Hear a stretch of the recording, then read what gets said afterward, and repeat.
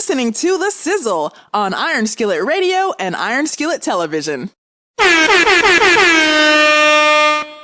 Yeah. Red Solo Cup.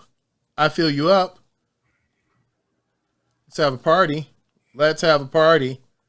All right. I'm going to cut that. I'm going to go here. And, okay. We are ready like Freddie.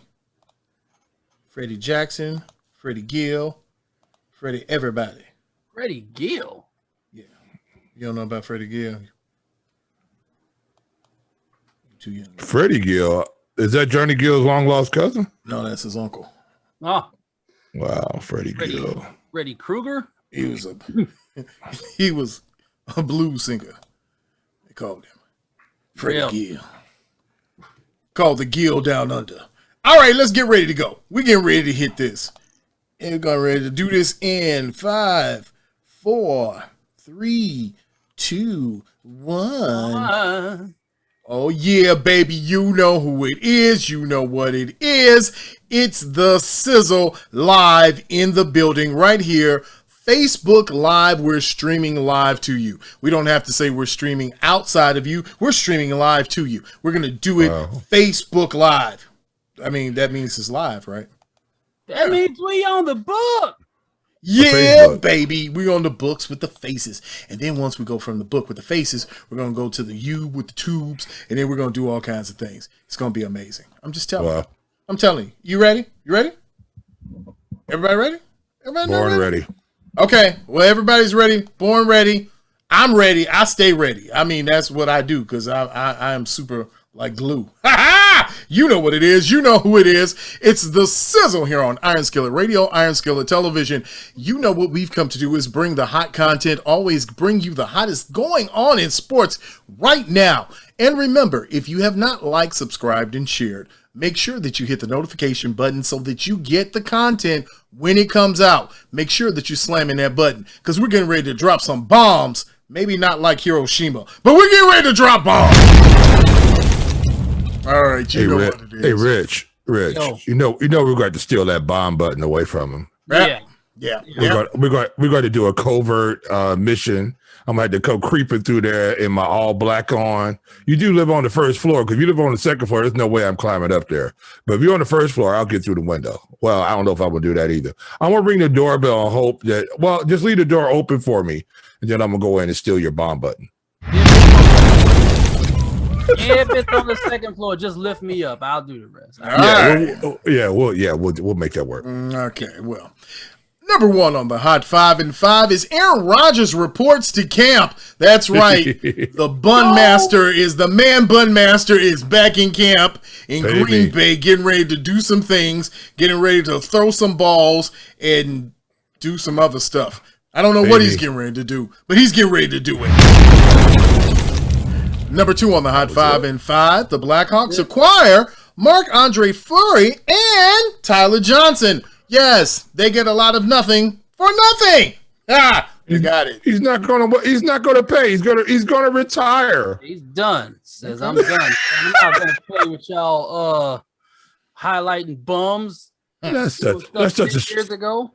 That's such a Chicago move. We're gonna, this is the greatest guy ever between the pipes. Oh, he doesn't want to play anymore. He's gonna retire. Number 3 on the Hot 5 and 5, Eloy Jimenez returns to the White Sox, baby. It's hot fire. South Side, you know what they came to do. They came to give you all the wood, and it's all good. Hiya. It's going to be hot the rest of this summer, baby. That's right, Big Bad is back. Does he have to catch any fly balls out in the outfield? Does he really have to actually catch something? Baby.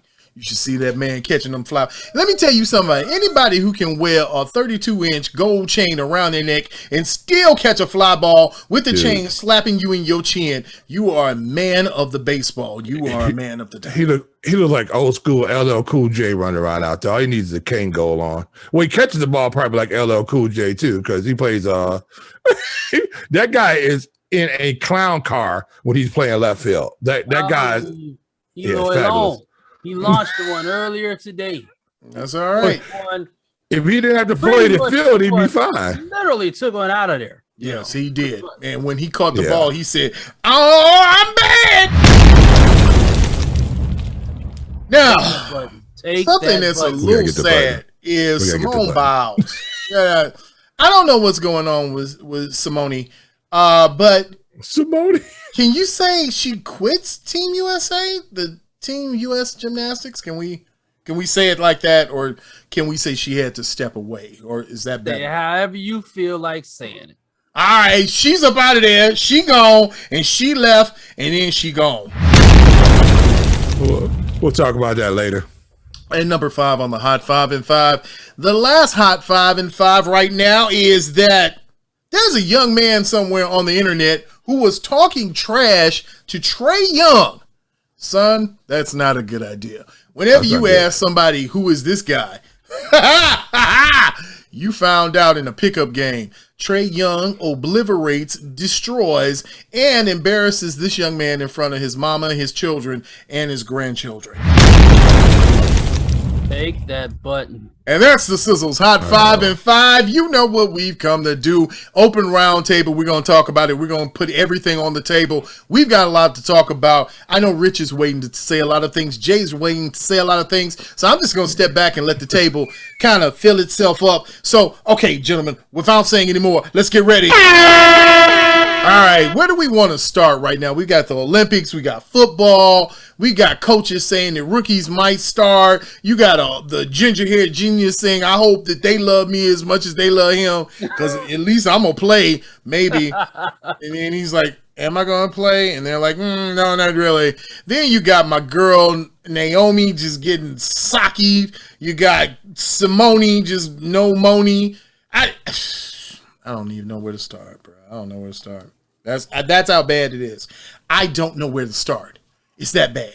It's that bad. Rich, you know where to start? Because I don't. You're gonna start somewhere, ain't you? No, I'm not gonna start anywhere. I'm just gonna actually just say it. It's that bad that now we are afraid that the bun-haired master is back in Wisconsin. All right. Man. It was so bad, his reverberation blew up a house in Wisconsin. The only thing I can hope for in this situation is Aaron Rodgers goes out there and literally pulls like a Temptations moment, and he just goes out there and be like, hey, nobody out to see you, Otis, and just like pulls a whole Jimmy Butler and just this is the whole team. So everybody's like, oh, we got to get rid of this crazy fool. But I don't think that's going to happen, man. Yeah, there went all the hopes for the NFC North. That's it. Yeah.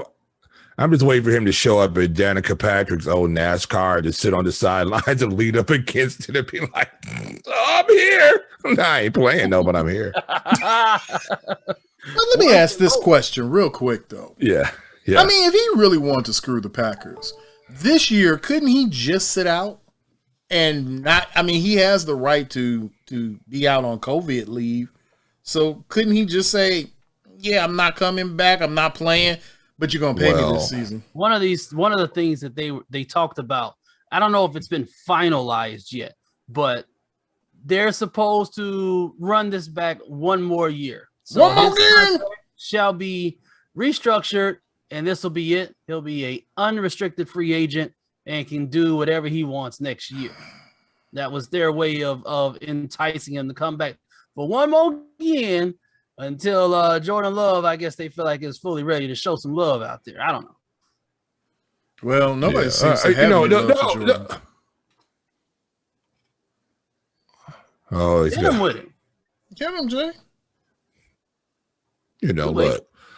Jordan Love. Was that me? Yes. I got something playing over here. Wait a minute. Hold on. I got somebody. I don't know where that's coming from. Anyway, can y'all hear Love? Yes, we can hear you. Can you hear you? Yeah, it's Jordan Love. Yeah, I can hear you guys. So what's happening is that you have Jordan Love, who's in an untenable situation. Is that I don't care what he does, he's not going to be Aaron Rodgers anytime soon. I don't care what he does, he's going to be hated in Green Bay because he's going to look like he is the reason that Aaron Rodgers left. The reason why Aaron Rodgers left, because he understood the Green Bay Packers have not given him any offensive weapons except Devontae Adams for the last 4 years that he could use. And he's been a one-man band out there. So now he's ready to leave. We don't know if Jordan Love's ever going to be ready. I don't think he's going to be ready. I don't think he's ever going to be Aaron Rodgers-esque. And for that Green Bay, that's going to be a downturn.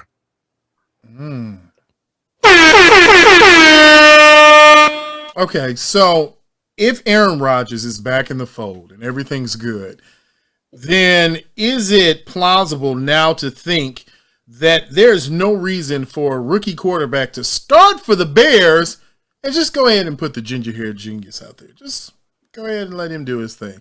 Because right now there's talk of somebody's head coach said, I'm not going to rule it out that maybe he might be the quarterback. You're lying to us, Matt Nagy. I don't like it. I don't like you. Boo on you. Okay.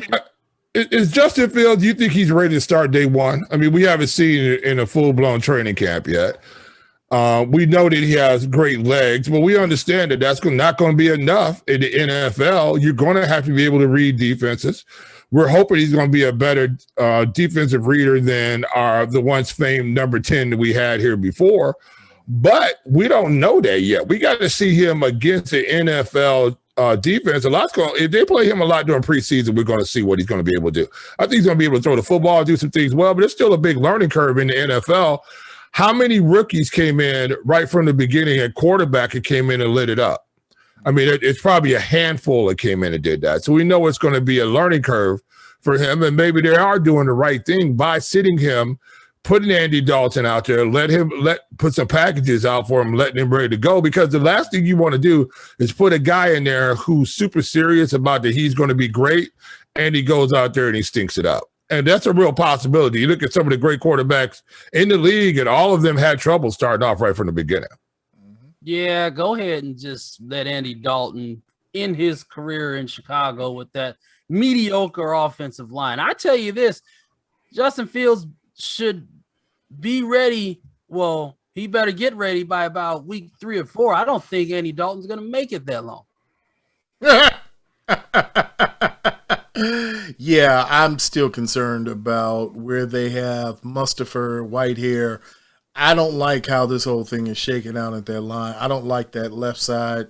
You don't think that offensive line is going to be better than what it was last year? All the rookie talk, like we just talked about. Okay, it still takes I don't care what position you are coming in as a rookie. It takes some adjusting to get used to.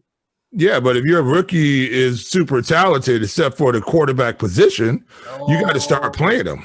Especially that offensive line. Especially offensive line. You got to get them reps in there. You got to throw that guy in there and let it have at it. Because that's the only way you're going to get better. The only way you're going to get better in the NFL is by actually playing on the offensive line. And that's another reason why I say I don't see Andy Dalton making it past week 4.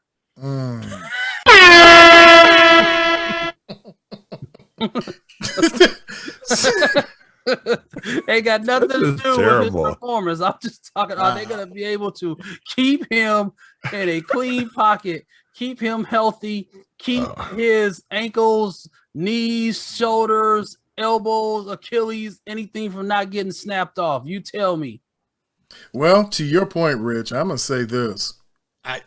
We haven't even seen them in training camp. Now, this all sounds good. It's all great when we talk about it. But, everybody has a plan till they get punched in the mouth, and we haven't seen the Bears yet get punched in the mouth. We haven't seen what's going to happen on defense, but we sure don't know what's going to happen on that offensive line. But the one thing we do know is that if they have any mental health issues, they will not be playing.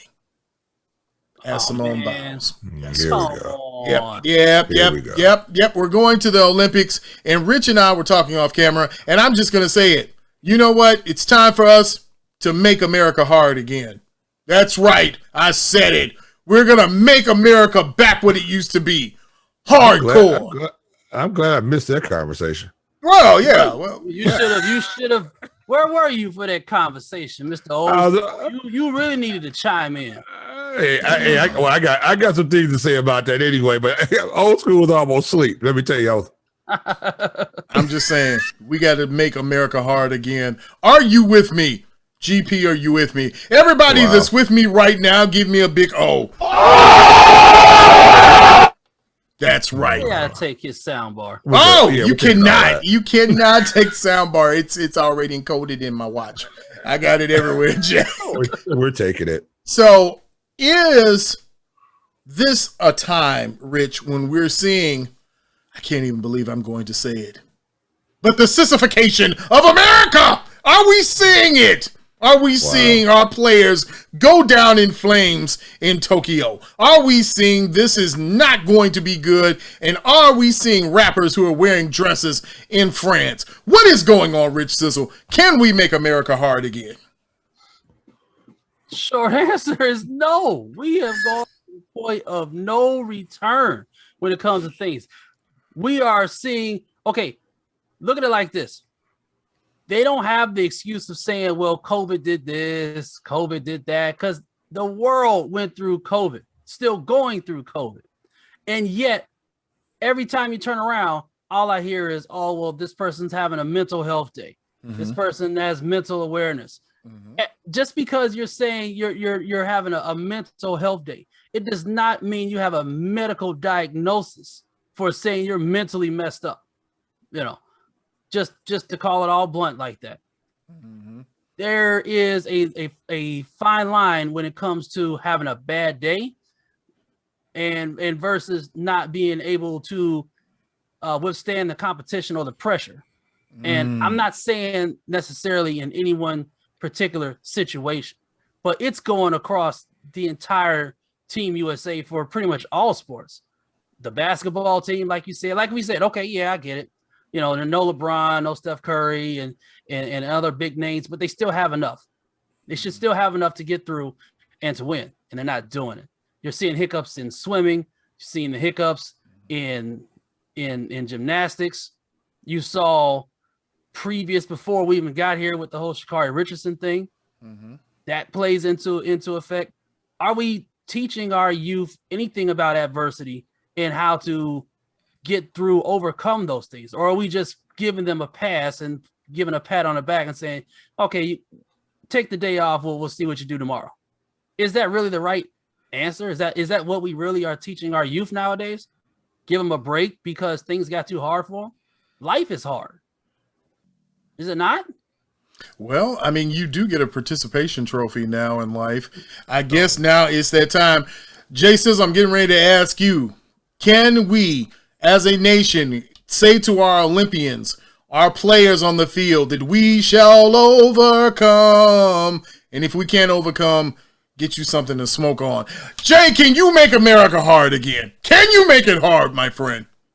All right. So I was going to get all over Simone Biles about this, but then I had to look at a couple of things to start thinking about what was actually going on. Okay. First thing, I think what has happened to Simone Biles was that what made her great was that she was fearless, that she was able to take superior athleticism and just let it all hang out and push the envelope. That's why she was able to do things that she was making up moves that other gymnasts wouldn't even attempt because she was so locked into her physicality. I think what we just witnessed in front of us was a Chuck Knobloch situation. Chuck Knobloch was a second baseman for the New York Yankees early on in the 80s and 90s. And all of a sudden, Chuck Knobloch at second base could not throw the ball to first base. Mm-hmm. And literally, he couldn't throw the ball. He would throw the ball in the stands. He hit somebody's grandmother one time in the stands trying to throw the ball to first base. I think what you saw with her, and she recognized it. We're serious. She recognized it that she got the yips.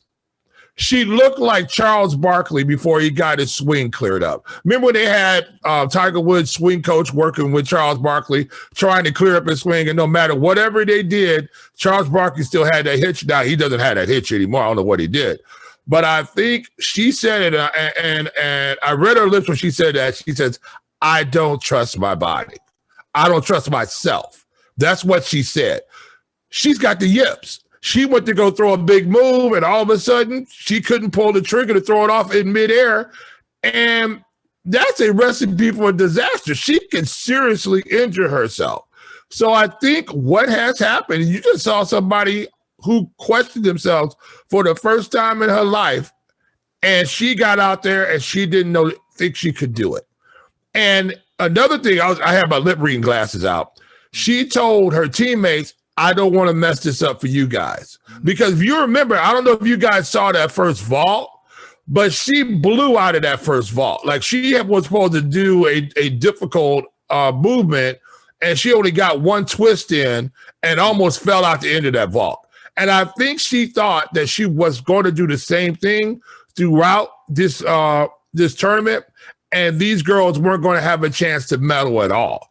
So in her thought process, I was going to get all over her that she was so soft, but I have to look at it from the other standpoint that she's got the yips. She didn't trust herself anymore. She couldn't make that throw to first base from second base, which is about a 15-foot throw, 20-foot throw. She just couldn't do it. She wasn't trusting herself anymore. Now, the other side of the coin is, and like I agree with you on this, Rich, that pressure that you're feeling, there is no pressure if you think you're going to win. There is no pressure if you know you're going to win. In that commercial with Charles Barkley where he's getting picked by the other little kids to play basketball, the reason why they pick Charles Barkley because they know Charles Barkley's going to beat those little kids.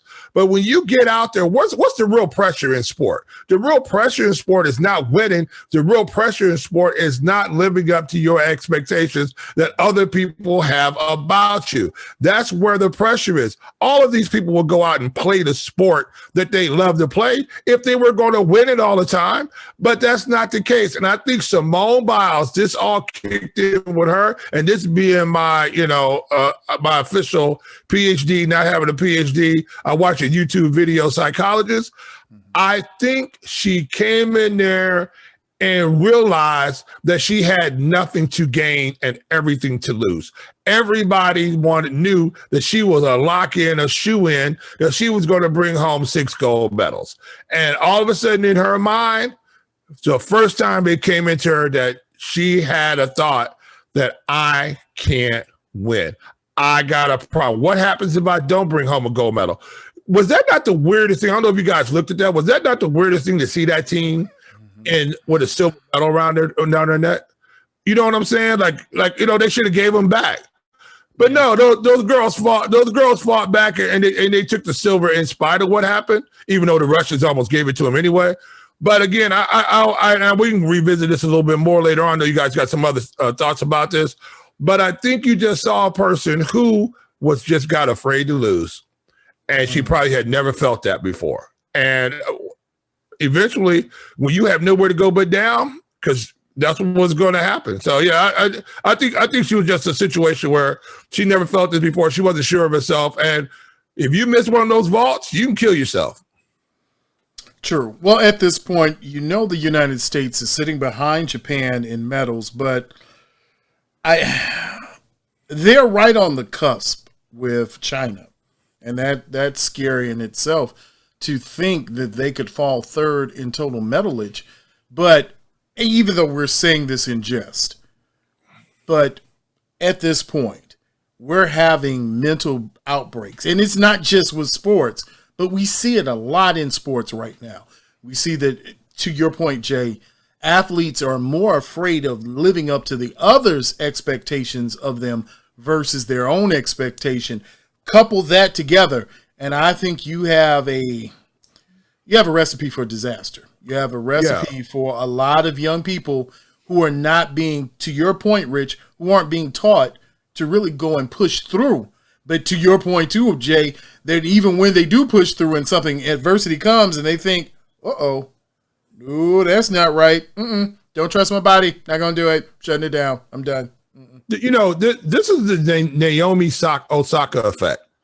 I think this is she's about to change sport the same way Steph Curry changed the NBA with him being able to shoot that jump shot from 40 feet out, and it's an okay shot.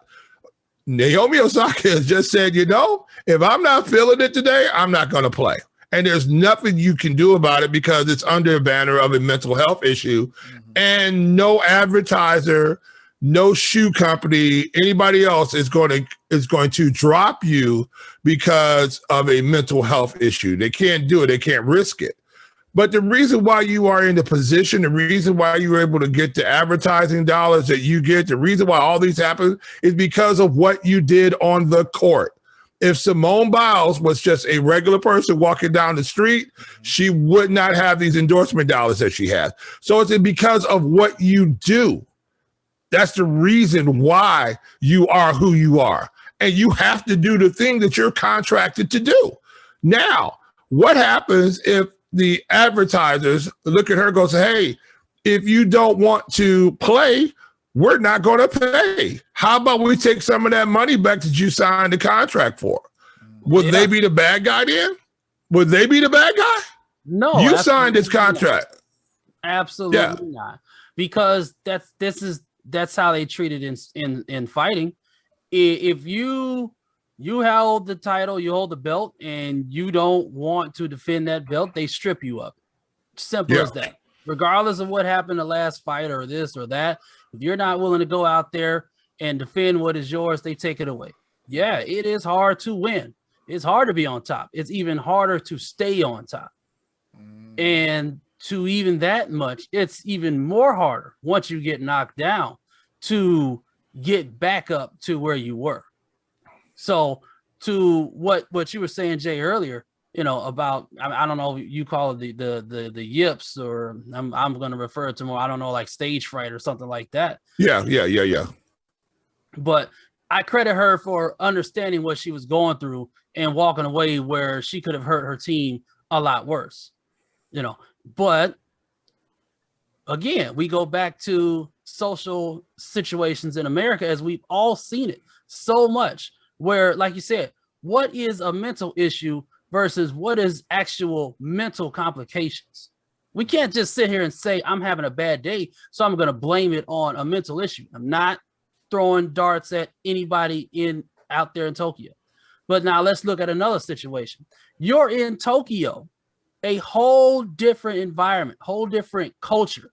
They've gotten so whatever out there, they're not even letting athletes sleep on standard beds anymore. They're like on paper beds because they're too afraid of COVID and sexual immorality and everything else like that. That is what they're dealing with out there, on top of a serious time zone difference, which we laughed about, but it's serious. Your body has been training for years, probably not in Tokyo time, but in San Francisco time or wherever you were training. And now you've got to readjust to this. There's a lot going on that main stage. And the only thing that spectators are looking at is wins and losses. And right now, America is racking up more losses that they didn't really have to have. Well, I know someone who is having a mental lapse right now, and that would be the Detroit Pistons. At this point, with the number 1 overall pick, if you have to question this, then I question your sanity. I question why Ben Wallace made your pick. I question why you even wear the funny-looking striped uniforms that you wear. I'm questioning everything, and this is now our time to talk about it. Rich, you started it out. Jay, you're going to add on, but is this upcoming draft, is it a question about who is the number 1 pick and who should be taken number 1 overall in the NBA pick? Rich, start. No question. Maybe the only question is, does Detroit have the confidence that he's going to stay long enough for Detroit to be relevant? So that plays a lot into it. You may have the LeBron James effect, where you've gotten this player, you've done everything you can to put people around you. It doesn't work out. He panics and moves on, and you're left with nothing. That is a realistic expectation, perspective in a small market field like basketball, where if you're not producing, that player is going to go back home, going to go to play in Miami, New York, Los Angeles, somewhere where even if they are halfway decent, they're still going to make that money back on endorsements and be immortalized. Nobody outside of whatever in Detroit, you might even be able to just walk down the street in Detroit and may not even be recognize you because, I mean, it's Detroit. You know, like Joakim Noah said about Cleveland, nobody's going to go vacation there. No one's thinking about you. You're going to get the endorsements from local places, but after that, then what? Kudos to him for already signing a Nike contract and not even suited up in the NBA yet. But like you said, he hasn't played yet. What's he going to do after 4 or 5 years when it's max time? Is he going to say, yeah, I'm going somewhere else, or is he going to stay? And that's been a question that was raised even when talked about it with him. You know, a lot of these athletes want to compete, and this is the new culture of the NBA.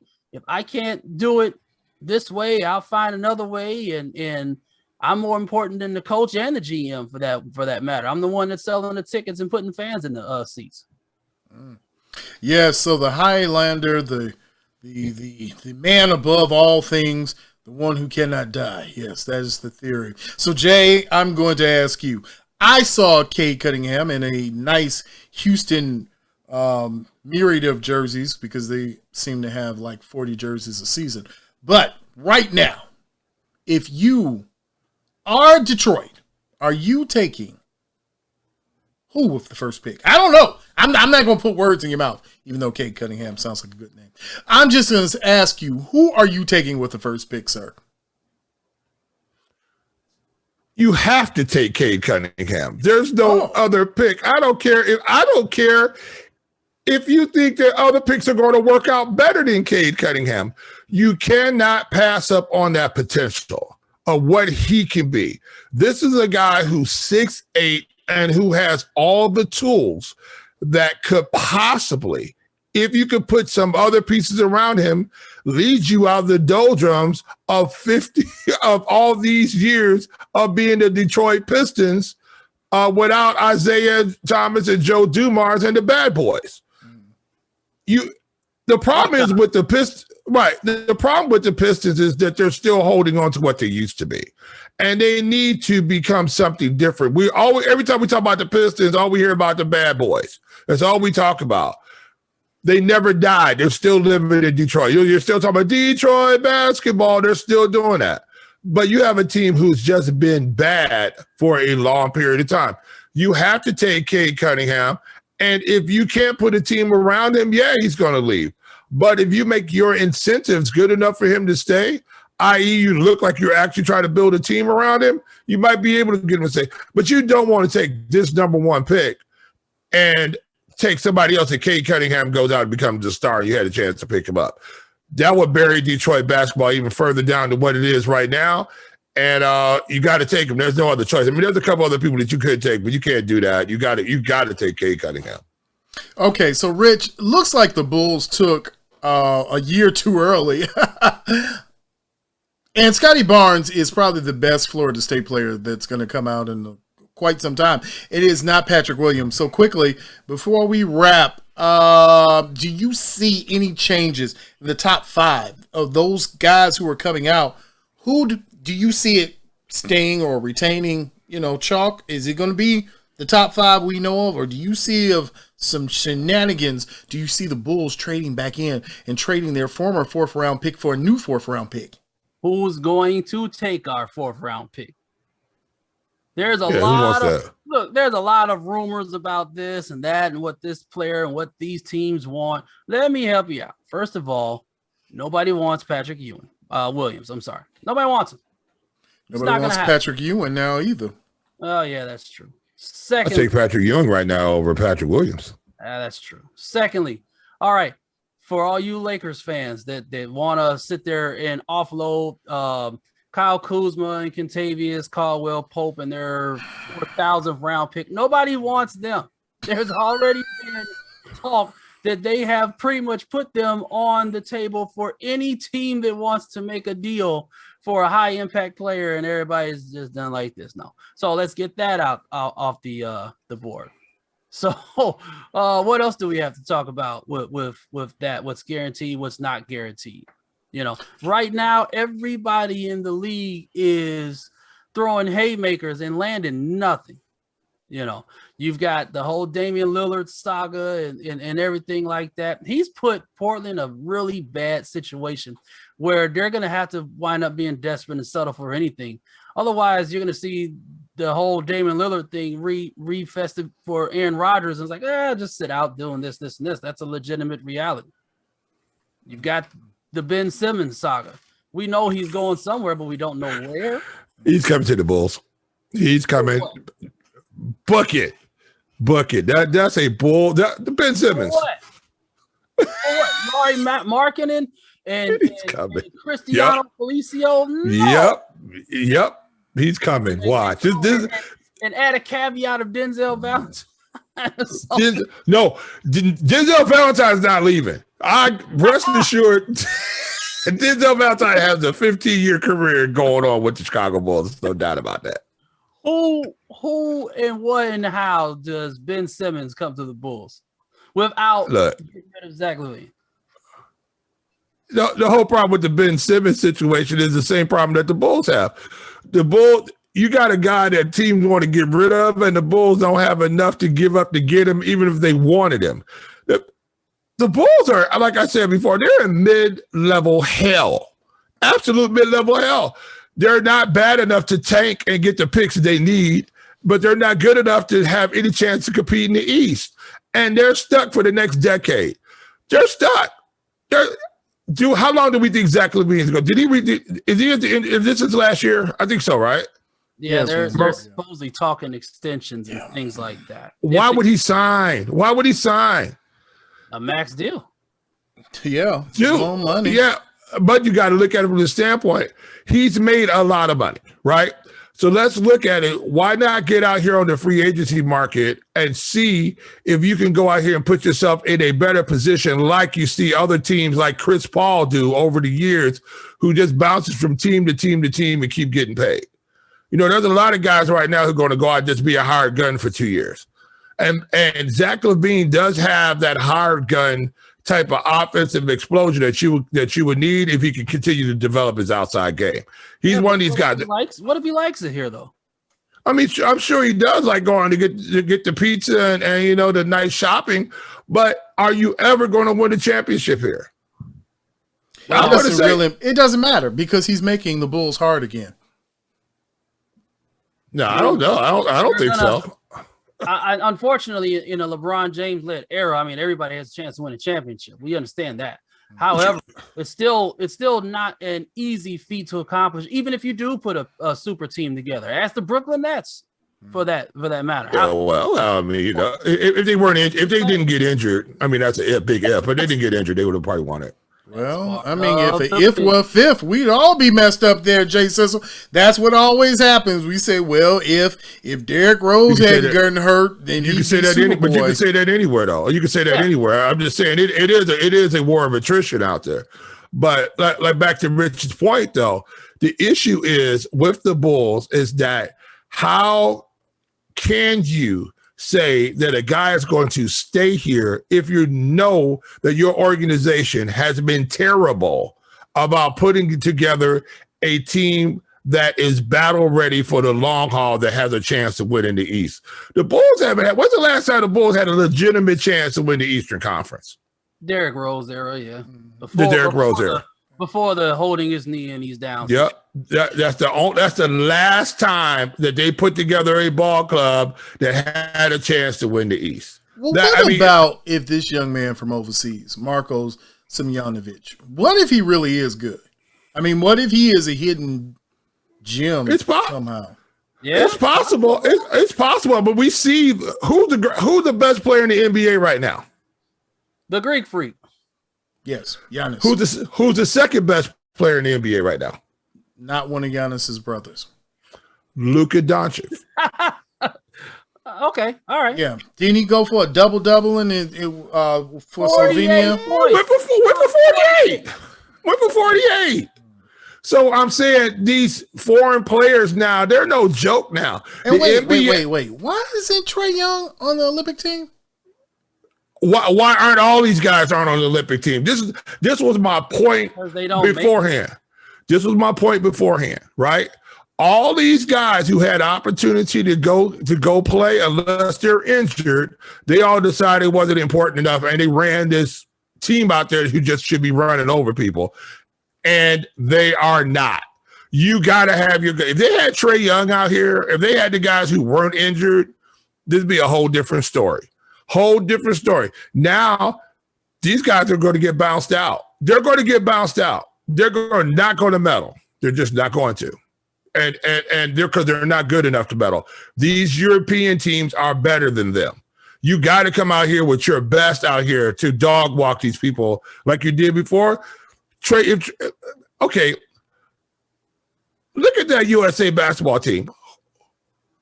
Who out there is going to stretch that floor for you and shoot and get you a wide open look, and who's unguardable out there? I dare to argue that when you have Damian Lillard and Kevin Durant playing. How do they look? I do think that Zach LaVine can stretch the floor too. It's just there's no chemistry on that floor. And like I said before, coaching hasn't said, you know what, these players play well together, keep them on the court and let them do their thing. That is not happening. The problem is, though, you can't run high pick and roll on a pure zone defense. Can't run a pick and roll on it. You can't run it. Everybody knows that. That's the thing. That's what I'm saying. That's a coaching thing. Everybody knows that. You know that. I know that. But it's a but the NBA is a pick and roll league. That's all they do is play pick and roll. Doesn't play defense. We know that too. And so the problem is now that you have guys who played a style because of rules in the NBA that don't translate into the international game. What does translate is that ball going in the net. That's what translates. All 12 or whatever number those guys know how to do that. They need to get back to that. Yeah. Simple as that. But they haven't been doing it. No, they haven't. And I don't know against this title. If you got a team who can play these type of defenses against the NBA and now they're taking away what you do best, you might have the best talent, but best talent should win regardless of what's going on. But if you're playing against a different rules, I don't know. I just think these guys aren't used to what's going on. And the coaching staff should literally right now, Greg Popovich should just roll the ball out there, start practice, and leave. He should just leave. To your point, I guarantee you, out here in America, there are a couple of coaches that are taking note on what is going on. One is in New York right now, a very, very intelligent coach saying, hey, okay, this is what's working for them. I'm going to indoctrinate this in my New York system. And maybe we've come to the point where we just realize Greg Popovich sucks. Oh! That's right. I said it. America's not hard enough yet. We got to get it hard, baby. We got to get harder, readier, betterer. Wow. But one more thing on the Simone Biles thing, since you brought up the hard type situation. All right. That doesn't sound good. Well, you brought it up. Can we now? Can our pro players just decide which game they're going to play, which game they're not going to play? Oh. Now listen. Now hold on. We only got a few more minutes. You got to wrap this up. We only got a few more minutes. It's not like she didn't take the floor. She took the floor. Yeah. Went out. She gave it a good go and realized, hey, something is not right. I give her that kind of credit. She didn't just wake up and say, you know what, today I'm not doing it. I'm just gonna eat some ho-hos and just sit back here and watch YouTube. She didn't do that. She dressed up and got up, and it actually even looked like she was willing to go out there and give it another go, and something just kind of tugged at her. I was like, yeah, So I mean, but go ahead. No, isn't that sport though, Rich? Isn't that sport? Sometimes you come out and you just don't have it.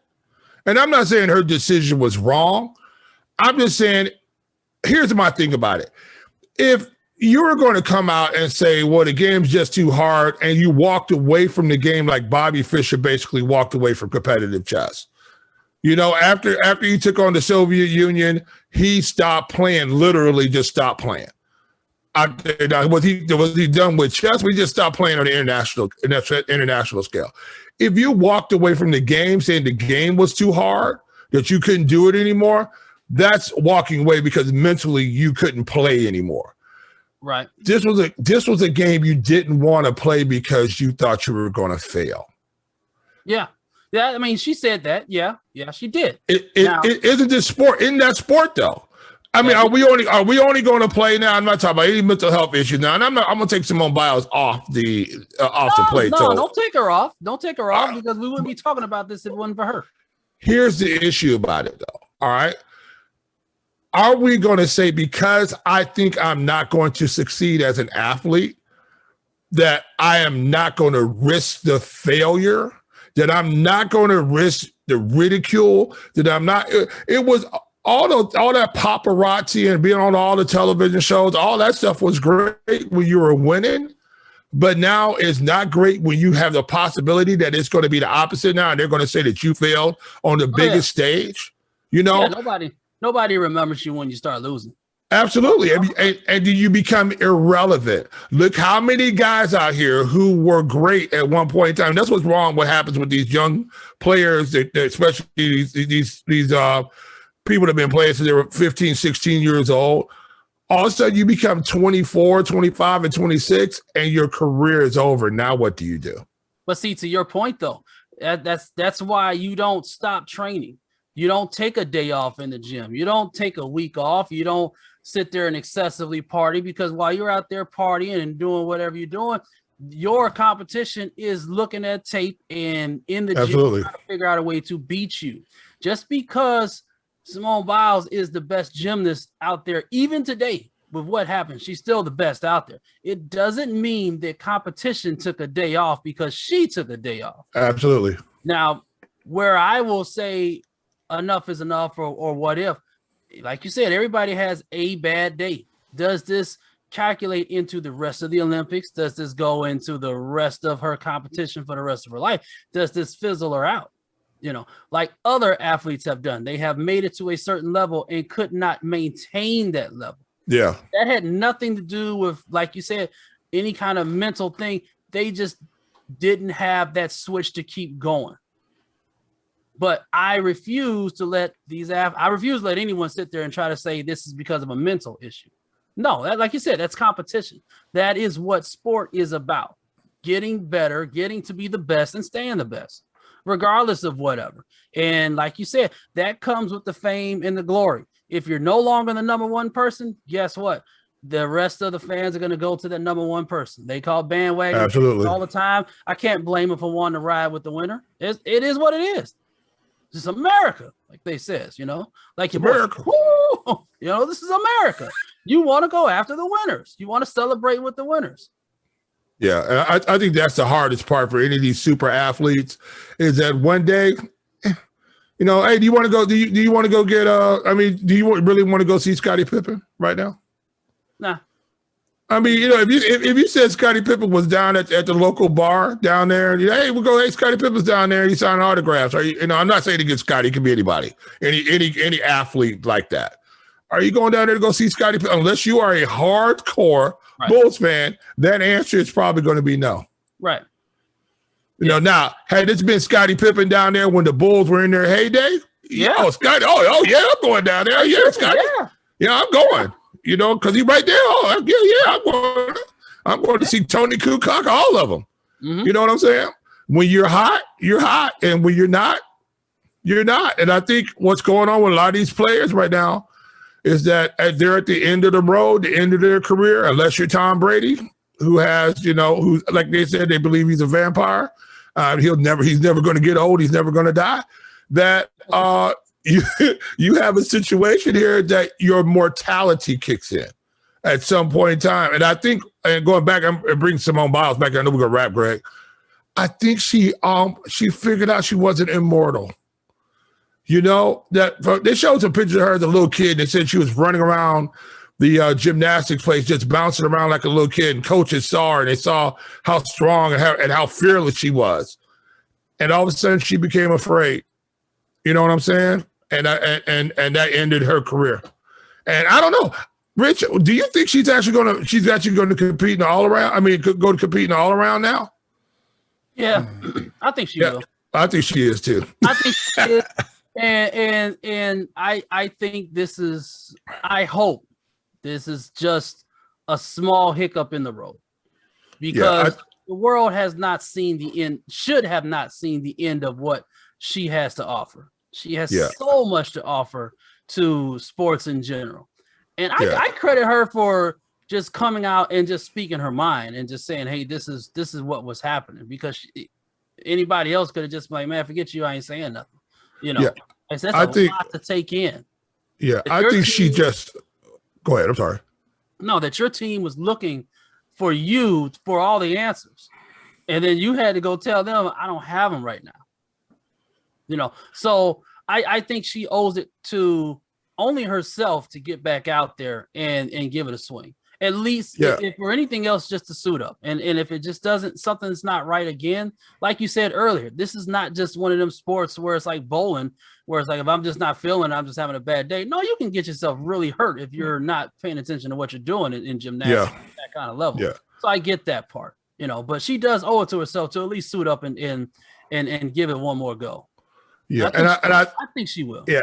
And I think she's going to, but I think the problem was, Richard, you just hit the point, was that she thought she was going to ruin this for these girls. Had she went out there and bailed on these super techniques and just didn't throw them, that they were going to have a chance and they weren't going to medal. I think that's what was going on in her head.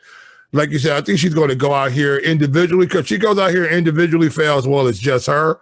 And if she doesn't want to throw one of these things, she just want to run across the mat and do a tumble like the little kids do in the backyard. What's that? What do they call that? A cartwheel, a round off? All the kids can do a round off. You go out there, does one round off, and walk off the mat. It doesn't really matter. Sounds good to me. Yeah. I'm gonna do a round off. That's gonna be. Can you imagine me? I had all my friends who could do a round off, and they were talking about, can I go out there and do a cartwheel? There's some big fellas that can do cartwheels. I wasn't that guy. I'm not doing it. How about you, G Sizzle? Everyone has to do their job. Let me tell you your this, job.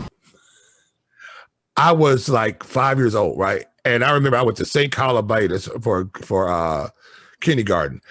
And they had you out there being and you remember the Indian roll where you grab the kid's hands in front and y'all were walking, you had to roll over the top. You ever did the Indian roll? No. Can you see me at 5 years old dressed up like an Indian with no shirt on, and all the other kids were like 3'5" and I was like 5'8", about 200 pounds at five years old, and I was out there with no shirt on, with war paint on, trying to do an Indian roll?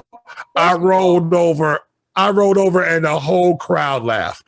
First of all, at your 5 years old, you were actually still there with live Native Americans, okay? I find that offensive. Find that offensive there a little bit, all right? That was brutal. Well, ladies and gentlemen, as J. Dan Snyder just keeps going on with his terrible takes on Native American and Aborigine people. Hey, don't give me, hey, I got the mic, okay? Everyone has to do their job. Do your job. That was a traumatic story. It was, and it probably scarred you mentally for life. Still had the feathers.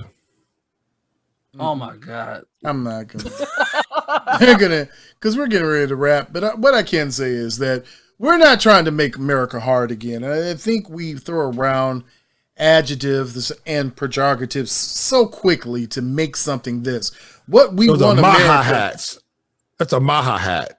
We just have our own Maha hats on. Like MAGA hats, we can have Maha hats. Make America hard again. Maha. No. What we want to do is make America smart. What we want to do is make America effective. What we want to do is make America great for everyone. We're going to make America smart. Master, we're gonna make America smart again, Master.